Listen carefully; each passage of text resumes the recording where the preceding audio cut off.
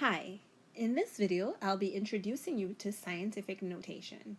So what is scientific notation? Well, sometimes they're really big numbers or really small numbers, and it gets really annoying to write down all the digits. And because they're so big, we can just kind of chop it up a little bit and write it in a different way.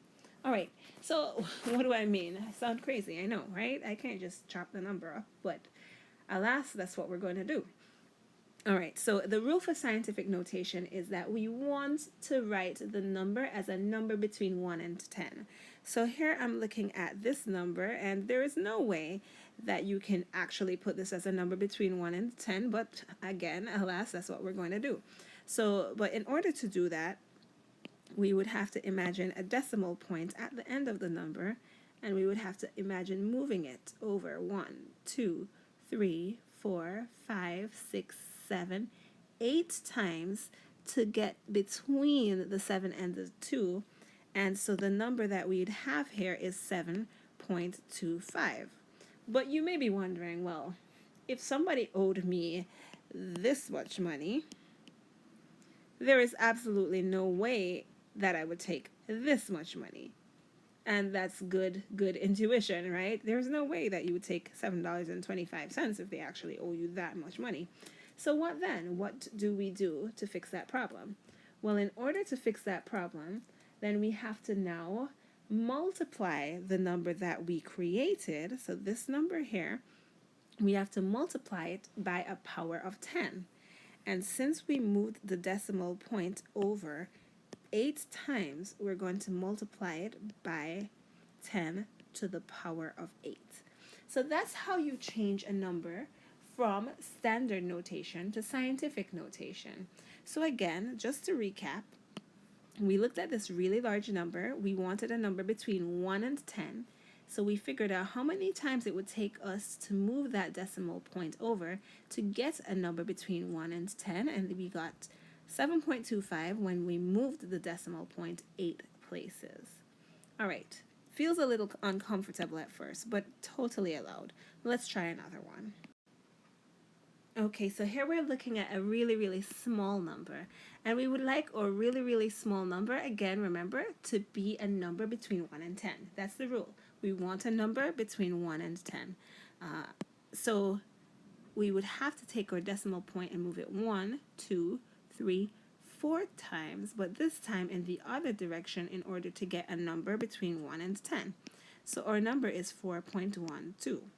But again, we cannot say that these two numbers are the same. There's no way you could get away with saying this number and this number are the same. So you do have to, again, compensate for that movement by multiplying by a power of 10.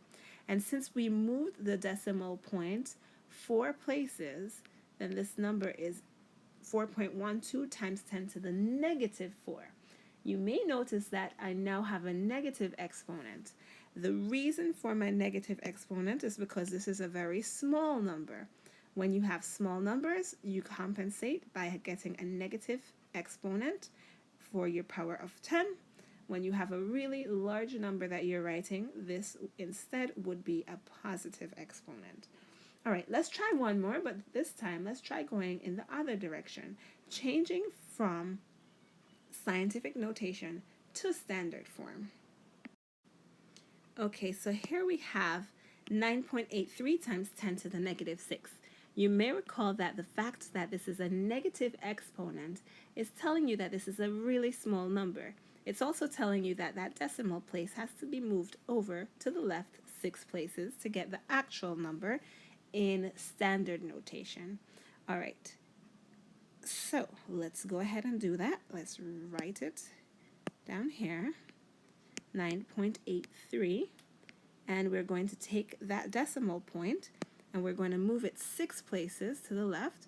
1, 2, 3, 4, 5, 6. These things are just floating in air. The decimal point will be there, so it will be 0.000000983. And let's just write that in one color to make ourselves feel a little bit comfortable here. 0.000000983. 983. And if you wanted to double check it, since you know how to go the other direction, by all means, just double check and see if you actually would go 1, 2, 3, 4, 5, 6 places to get 9.83. Looks good. We're now in standard notation, and this is the correct answer.